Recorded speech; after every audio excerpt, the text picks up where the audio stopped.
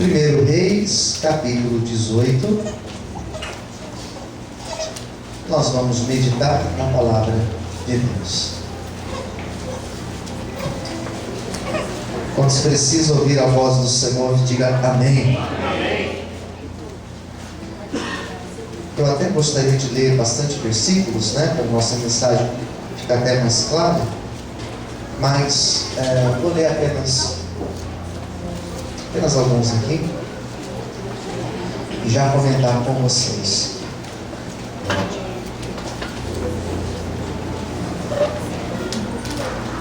Primeiro Reis, capítulo 18, versículo 30. Olhou para o lado, viu que o irmão está sem Bíblia? Convite para ler com você. A palavra do Senhor diz assim: Então Elias, ele disse a todo o povo: Chegai-vos a mim. E todo o povo se chegou a ele e reparou. O que ele fez? O altar do Senhor que estava quebrado. Isso é sério, hein? Daí vem o versículo 31. Ele toma 12 pedras, conforme o número das tribos dos filhos de Israel, o qual veio a palavra do Senhor dizendo: Israel será o teu nome.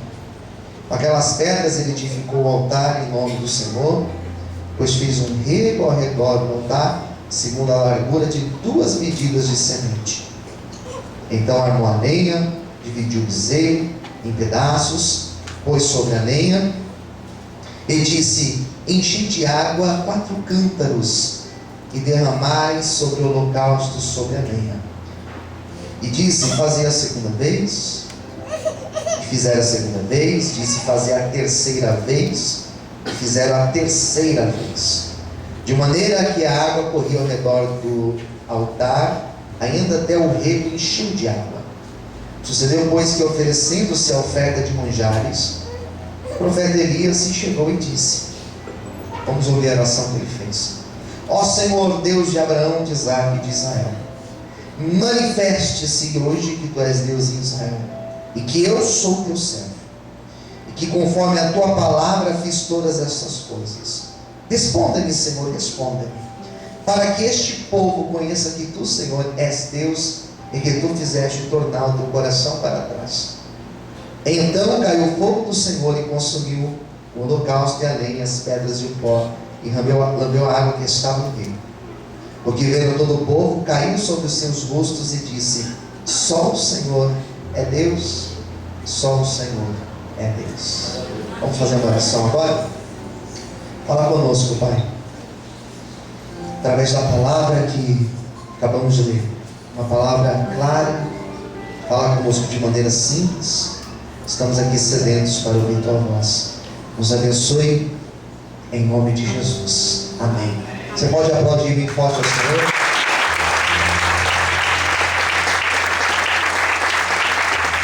Glória a Deus. 3 anos e mais 6 meses sem chuva.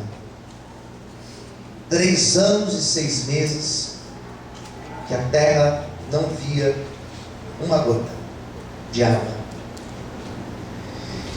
Elias era um profeta que não brincava. O profeta não brinca. O profeta, quando ele fala, acontece. O profeta é aquele que tem uma comunicação tão ligada a Deus que aquilo que ele profetiza torna-se realidade. Pode acontecer algumas situações, algumas lutas, mas acontece. A Bíblia está cheia de profetas. Eu gosto de vários deles. Jeremias, por exemplo, foi um profeta que a maioria das profecias que ele declarou, ele não viu acontecer, porque eram profecias para uma outra geração. Profetas como Isaías, que foram grandes visionários, tiveram visões e revelações de Deus acerca de coisas que iriam acontecer muito milhares de anos depois. Profetas como Ezequiel, que não tinha somente um ouvido afinado para ouvir Deus, mas ele tinha um olhar muito ungido teve várias visões, aquela visão tão conhecida do Vale de Ossos Secos, Ezequiel teve, visão das águas do rio, as águas purificadoras, que saíam do altar. E esse profeta que eu li para vocês, um pouquinho sobre ele, é um profeta com o nome de Elias, que não foi um profeta de muitas visões, mas ele foi um profeta que esteve totalmente ligado à política da sua época. O profeta Elias foi um profeta ligado à corte. As suas profecias geralmente giravam em torno da monarquia do rei, na época um rei chamado Acabe, e de a sua esposa, chamada Jezabel. E esse profeta Elias, ele foi um instrumento de Deus para denunciar todo um sistema corrupto. Ele foi um profeta de Deus usado para denunciar uma aliança que foi feita de forma equivocada, uma aliança que foi feita com interesse político, comercial, financeiro. Acabe, ele tinha essa característica, ele era um administrador. E o administrador, ele tem essa questão de cortar gastos. O administrador, a pessoa que é formada em administração, ela tem essa característica de cortar gastos, de trazer lucro, porque é disso que vive um bom administrador. Acabe era um administrador. E ele faz uma aliança com uma nação estrangeira. A sua esposa, ela era uma mulher de uma outra nação. E a esposa de Acabe, o casamento, a impressão que tenho é que esse casamento não era um casamento formado por amor, mas era um casamento formado por interesse político. Juntando-se os dois, duas nações se juntavam e se tornavam um povo forte. Mas o problema de Acabe é que, apesar de ele ser um bom administrador, ele era um homem extremamente influenciado por sua mulher. E não tem um problema do casal ter em comum, não tem problema a mulher ou o marido um influenciar o outro, porque é um casal.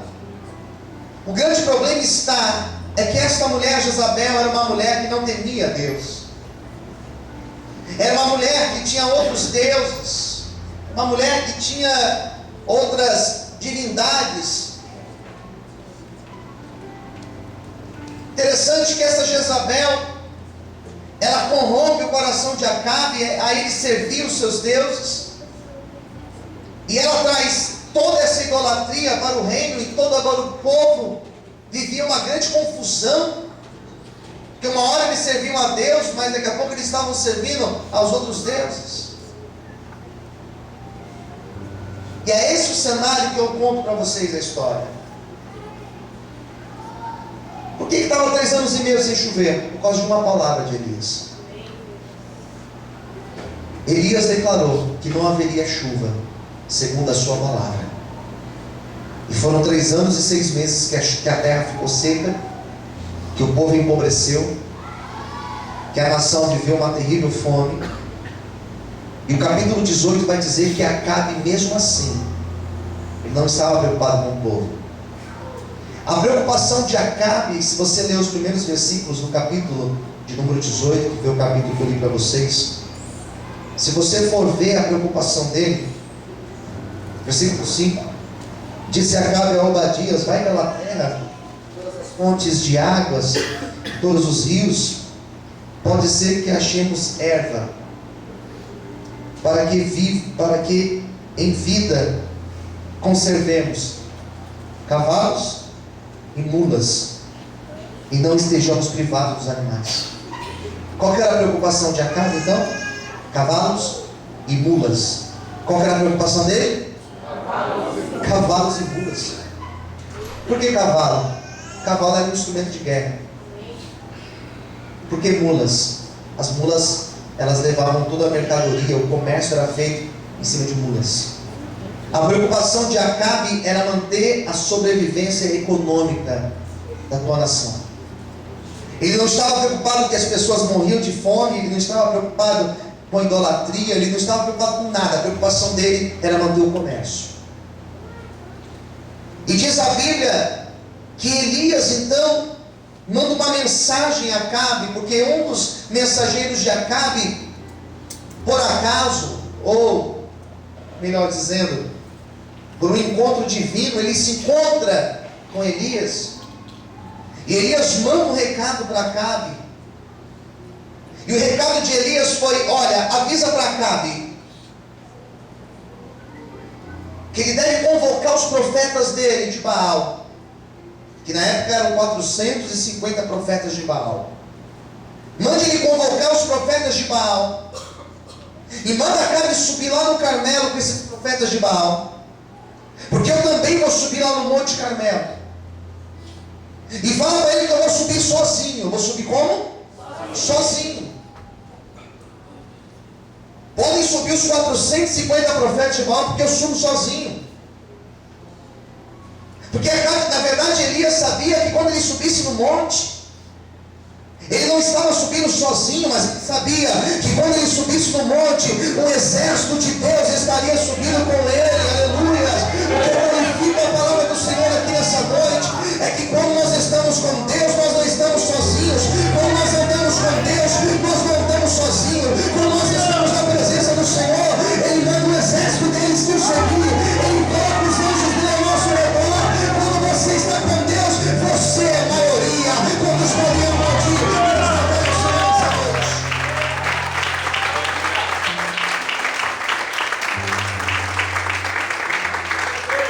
fala para quem está ao seu lado: com Deus, nós somos maioria. Aumente um pouquinho o microfone, só um pouquinho, por favor. E o texto vai falar que ele sobe, porque Elias queria orar naquele dia. E Elias faz uma proposta: nós vamos orar, nós vamos falar, clamar, falar com Deus. E vocês podem clamar primeiro, e eu clamo depois de vocês. Convicção, queridos. Quem entendeu, diga amém. Total convicção.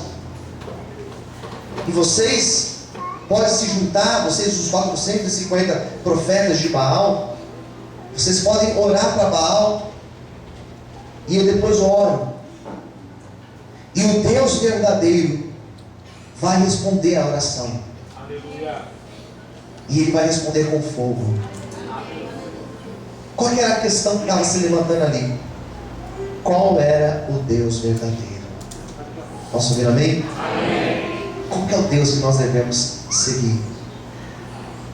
Qual é o Deus que nós devemos adorar? Era essa a questão. Porque Elias estava vendo o povo dividido. Elias estava vendo o povo em dois pensamentos. Tem um versículo que fala bem claro isso. Olha só.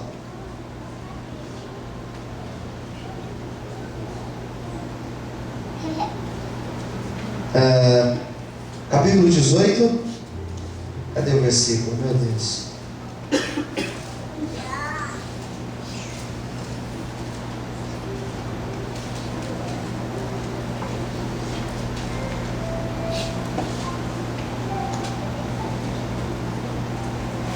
Agora é capaz que eu não acho.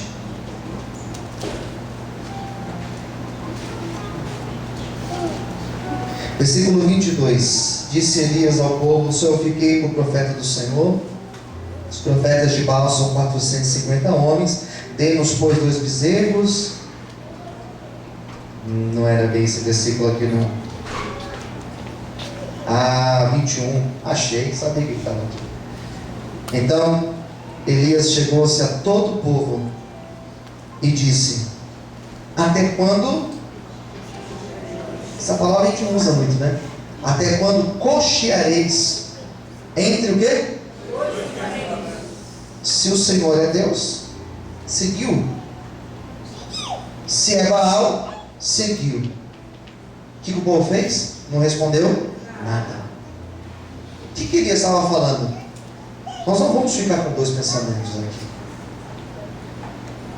Nós vamos tirar toda dúvida acerca de Deus.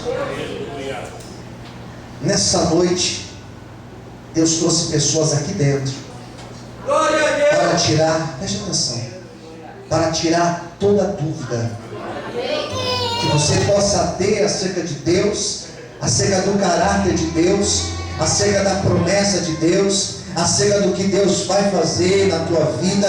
Deus nessa noite Ele quer tirar toda dúvida, toda variação da tua mente. Ele quer mostrar para você que o Deus que você serve, Ele não é um Deus frouxo, Ele não é um Deus fraco, Ele não é um Deus limitado, Ele não é um Deus de boas palavras. Deus nos trouxe aqui nessa noite para justamente ministrar essa palavra no nosso coração e dizer que Ele é o mesmo, que Ele é fiel, que Ele é um Deus justo, que se Ele falou, Ele vai cumprir a promessa dele na nossa vida.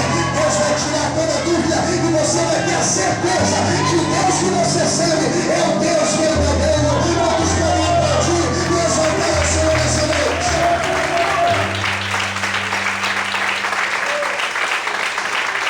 Aplauda Ele nessa noite.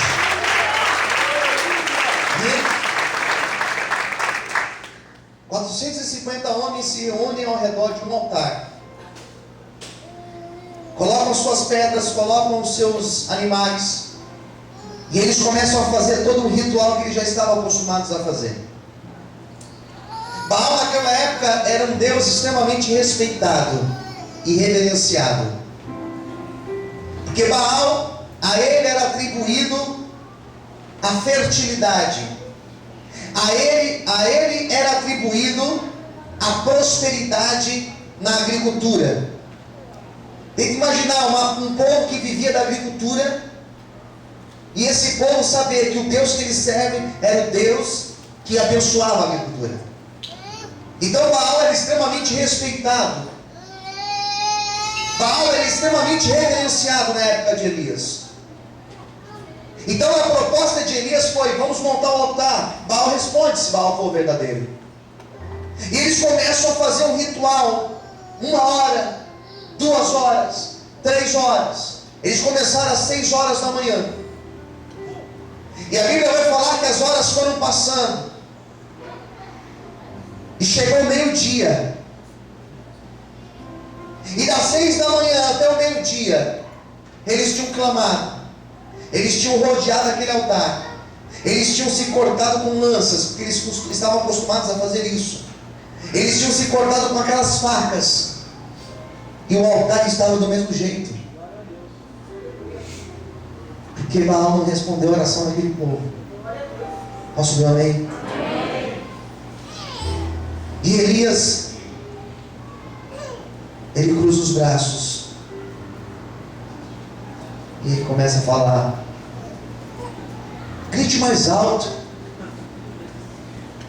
grita mais alto, mais alto, mais alto. Pode ser que Baal esteja dormindo. Grite mais alto. Pode ser que Baal esteja viajando.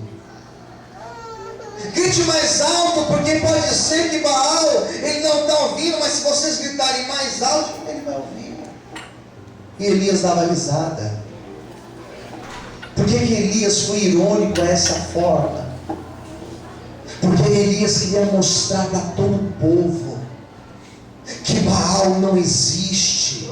Elias queria mostrar para todo o povo que Baal não é um Deus verdadeiro. Elias queria mostrar para todo o povo que Baal era um Deus de mentira, era um Deus fingido, era um Deus criado por mãos de homens. Elias queria mostrar o que eu preguei hoje de manhã, o Salmo 115, que as imagens, elas têm ouvido, mas elas não ouvem, elas têm nariz, mas elas não podem cheirar, elas têm boca, mas elas não falam, elas têm mão, mas elas não podem apalpar. O Deus que eu prego, que eu vivo, irmãos, eu não enxergo Ele, eu não sei se Ele tem mãos, se Ele tem braços, se Ele tem olho, mas uma coisa eu sei: Ele é Deus criador de todas as coisas.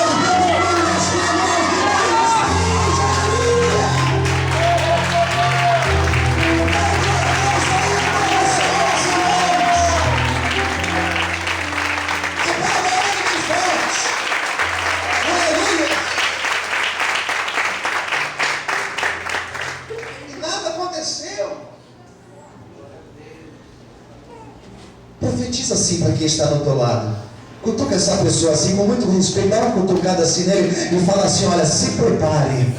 Não, desculpa, com mais fé, diga assim: se prepare, porque está chegando a hora de Deus mostrar para algumas pessoas que Ele é fiel na tua vida. Diga assim: está chegando a hora de Deus mostrar para algumas pessoas que Ele existe. E se prepare, porque Ele resolveu mostrar através da tua vida e através do seu testemunho que Ele é Deus grande e poderoso, que Ele recebe essa palavra da glória.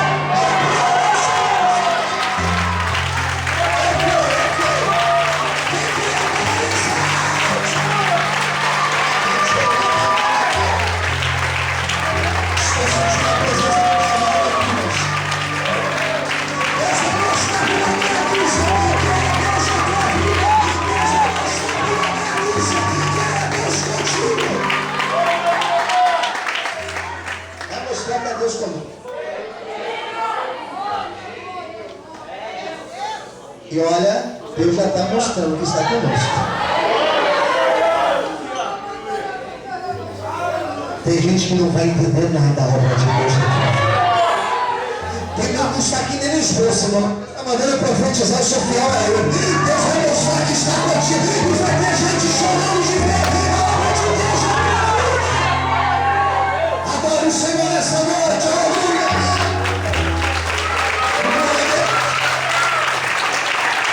Eu creio. Eu estou aqui, Senhor.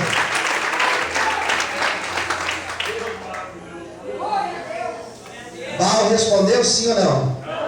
Porque Baal não existe, não respondeu. Daí Elias falou assim: gente, agora chega, porque agora é minha. Fala assim, teu irmão, chegou a tua vez. Agora é minha vez. Daí os 450 saíram de cena, todo ensanguentado. Parecia que tinham acabado de sair lá do UFC, cheio de sangue, hematomas. Agora é minha vez. Ele ia sozinho, moça. Sozinho. Dá licença, dá licença. Você vai orar sozinho? Sozinho. Ele olhou para aquele altar. Ele falou assim: Deus não vai responder. Uma coisa está errada aqui. Para Deus responder, não pode estar errado. Ensinamento agora, hein? Olha o que o texto vai dizer. Versículo 30. Aqui é ensinamento. Então Elias, ele disse: todo o povo, chegai-vos a mim. Todo mundo vem para cá. Todos se juntaram. Daí ele vai falar o seguinte: todo o povo se chegou a ele. Primeira coisa que ele fez, antes de orar, o que ele fez?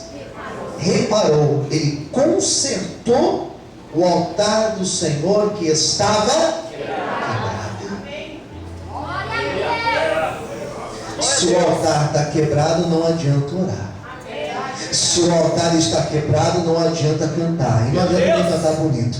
Se o altar está quebrado, não adianta você profetizar que não acontece nada. Se o altar está quebrado, não adianta você chorar que a tua lágrima não comove a Deus. Se o altar estiver quebrado, nada muda. Se o altar estiver quebrado, as coisas não acontecem. Mas se o altar estiver consertado, se a vida tiver um altar de Deus consertada, daí você ora, o céu abre, daí você canta, o milagre acontece, daí você profetiza, e aquilo que você profetiza se torna realidade. Aleluia. Por isso, nessa noite, se tiver um altar consertado, tem resposta de Deus chegando. E adore, exalte o Senhor nessa noite. Aleluia. Glória a Deus.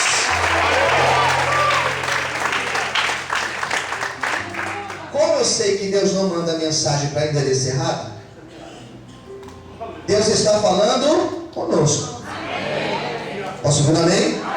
Está falando com você, queridos? Amém. Tem alguma coisa que tem que consertar.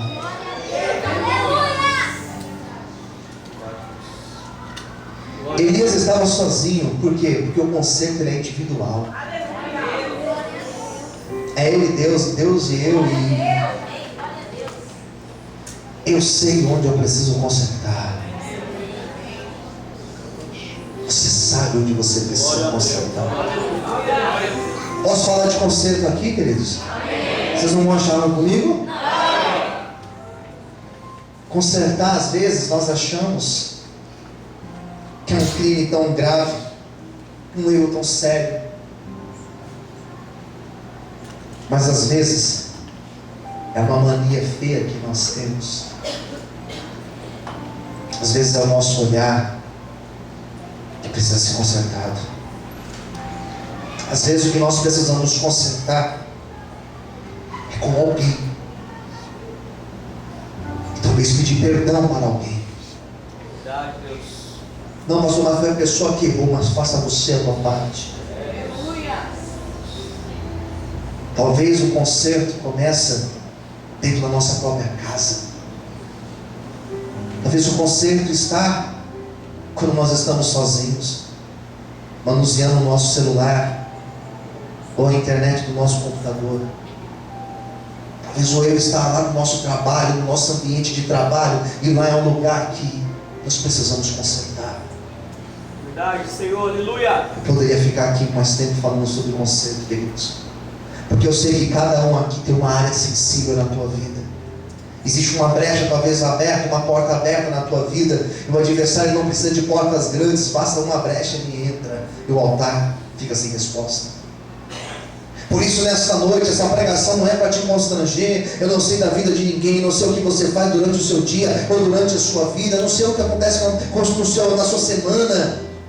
Mas essa mensagem é para você olhar para dentro de você e você se consertar. É você se consertar com Deus, é você se consertar com a tua esposa, é você se consertar com o teu esposo, é você se consertar com o teu pai, é você ser um crente verdadeiro onde você estuda, é você ser um cristão de verdade onde você trabalha, é você dar testemunho verdadeiro, é você se consertar na igreja, é você se consertar como homem e mulher de Deus. Você diz que é homem de Deus, mulher de Deus, mas tem que ter postura diferente. Talvez o conserto é esse.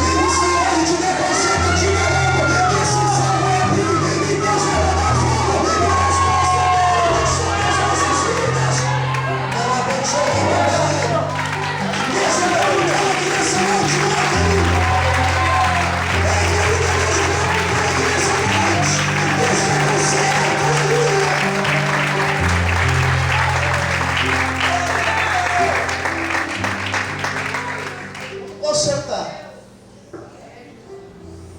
Daí começa a consertar. Versículo 31 vai dizer que ele pega 12 pedras. Quantas pedras eu disse? 12. Ele coloca a pedra no altar. Aquelas pedras, elas não estavam ali à toa. Aquelas pedras, elas representavam 12 tribos de Israel. 12 tribos que estavam espalhadas. Ele junta as 12 tribos de forma simbólica naquelas pedras. E ele faz memória da promessa de Deus, quando Deus deu cada terra para cada tribo. E conserta aquele altar. Ele arruma as pedras, fez memória da fidelidade de Deus. Isso que é importante nós sempre lembrarmos daquilo que Deus já fez em nossas vidas. Daí ele vai lá e tem uma atitude louca, ao meu ver. Porque ninguém, quando vai acender fogo, usa água. Concorda? Quem concorda, diga amém. Ninguém, quando vai acender a churrasqueira, pega 1 litro de água e joga. E a loucura dele, na verdade não foi uma loucura, mas foi uma estratégia, uma direção de Deus, que eu já vou explicar para vocês. Ele mandou com que homens pegassem 4 cântaros de água, 4 vasos de água. E depois que aquele altar estava todo arrumado, com os animais, com a lenha, com as pedras, ele deu ordem: jogue água em cima desse altar. Pegaram os cântaros e lavou o altar. Ele lava o altar. Pega mais 4, por favor. Buscaram mais 4 cântaros de água e pela segunda vez, na vorota. Aleluia. Ele vai lá, não, busque mais 4. O pessoal olhou e falou assim: mais água? O que acontece quando a gente vê alguém desperdiçando água hoje em dia? Ficamos revoltados. O que acontece quando você passa na rua e vê um buraco ali jogando água limpa? Você fica revoltado. Por quê? Porque nós estamos em época de seca. As represas estão cada vez com menos água. Cada vez menos. 3 anos e meio sem chuva. Água custava muito caro. Chegará um dia que as guerras mundiais não serão em torno do petróleo, mas em torno de água. Porque a água está esgotando. Ele pegou aquela água na época de seca e ele jogou a água no sacrifício. Porque a água representava um sacrifício maior.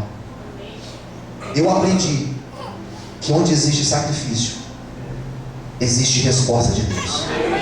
Fala para o teu irmão do lado: onde existe sacrifício, diga assim: existe também resposta de Deus.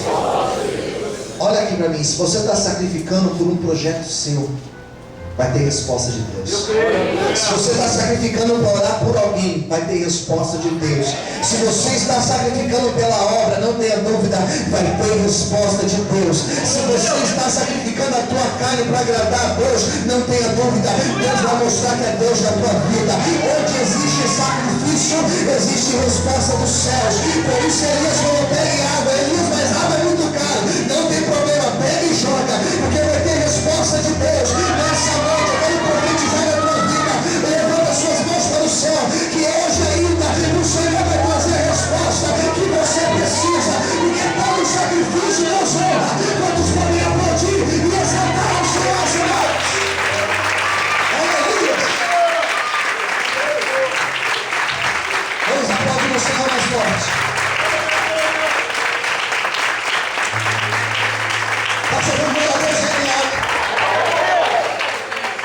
Arrumou, ajeitou as pedras, jogou um monte de água.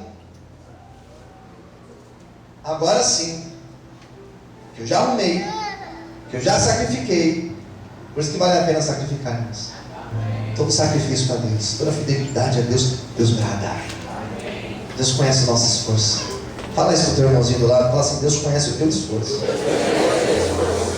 Tem pessoas que precisavam de mais tempo para pregar. Tem pessoas que sacrificam tanto para Deus, sua carne, suas vidas. É impossível Deus não te honrar. Amém? E alguns já estão entendendo o que eu estou falando. Faltava fazer o que, pastor? Faltava fazer a oração. Faltava orar de fato. Vamos ver a oração que ele fez? Reler a oração, né? Porque a gente já fez a leitura. Chegamos no versículo 36, eu já estou encerrando, prometo a vocês. Sucedeu, pois, que ele, oferecendo a oferta de manjares, o profeta Elias se chegou e disse: leia em voz alta comigo. Ó Senhor, Deus de Abraão, de Isaque e de Israel, manifesta-se hoje que tu és Deus em Israel, e que eu sou teu servo, e conforme a tua palavra fiz todas estas coisas. Responda-me, Senhor, responda-me, para que este povo conheça que tu, Senhor, és Deus, e que tu fizeste tornar o teu coração para trás. Amém? Quanto tempo nós demoramos para ler? Alguns segundos? 1 minuto no máximo? Eles oraram das 6 da manhã. Olha aqui para mim. Das 6 da manhã até que horas? Meio-dia. Meio-dia. Agora é minha vez. Consertou o altar, colocou as pedras, mandou buscar água, gastou tempo. Para orar, ele gastou 1 minuto. E quando ele ora, interessante da oração que ele fez, que ele falou assim: Senhor, mostre para esse povo que aquilo que eu fiz foi na tua direção. Aleluia. Resposta de Deus só acontece quando nós estamos na direção de Deus. Pagando preço na direção de Deus. Ficando onde Deus mandou ficar. Fazendo o que Deus mandou fazer. Quem entendeu? Diga amém. Ele fala uma outra coisa também na oração dele. Ele fala: Senhor, mostre para esse povo que eu sou sou teu servo, Senhor. Eu não estou aqui dando ordem para o Senhor fazer, não estou aqui colocando o Senhor na parede, não. Eu estou aqui como teu servo. Eu quero ser teu servo, Senhor. E mostra para esse povo que eu estou na posição de servo aqui. E terceira coisa que ele orou foi: Senhor, mostre para eles que tu és Deus. Eles zombam de ti, eles estão duvidando de ti, eles não acreditam em ti. Faz o seguinte, Senhor: abre os céus e mostra para eles que tu és Deus. Aleluia. A Bíblia vai dizer que Elias ainda estava orando e o céu abriu de uma ponta a outra, e Deus lá do céu fez descer uma tocha de fogo que desceu sobre aquele holocausto, e diz a Bíblia que aquele fogo consumiu aquela pedra, consumiu a lenha, consumiu os animais, consumiu a água. Diz a Bíblia que Deus mandou um fogo do céu tão poderoso que aquele altar foi queimado e veio a força do Senhor. Eu quero hoje profetizar a mão esquerda e mão direita para o céu. Eu quero hoje profetizar que nós sairemos daqui hoje e a resposta de Deus, ela chegou para a tua vida. Se você acredita nisso, aplauda e exalte o Senhor em forte alegria. Será que você pode aplaudir o Senhor? Será que você pode aplaudir a Deus?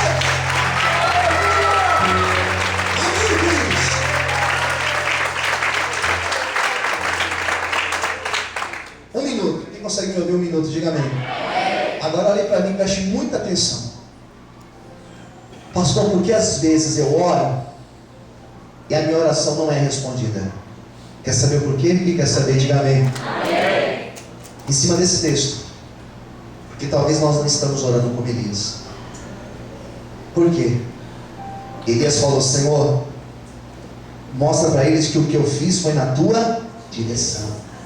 Às vezes nós estamos orando e nós não estamos orando na direção de Deus. Outra coisa que ele orou foi: Senhor, mostre para esse povo que eu sou teu. Às vezes nós não somos servos de Deus e queremos que Deus responda a nossa oração. Deus responde a oração daquele que é servo, queridos. E em terceiro e último lugar, Elias falou assim: Senhor, mostra que tu és Deus. É para o seu nome ser glorificado. Às vezes nós queremos algumas coisas, não é para o nome de Deus ser glorificado, mas é para o nosso ego ser glorificado. Daí não tem resposta. Só que nessa noite, se nós consertarmos o altar,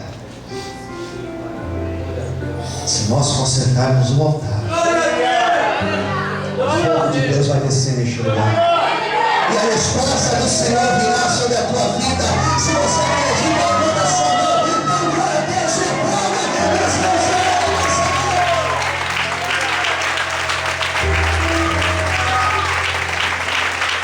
Se é para ir, que seja as mãos. Vamos aplaudir o Senhor Jesus.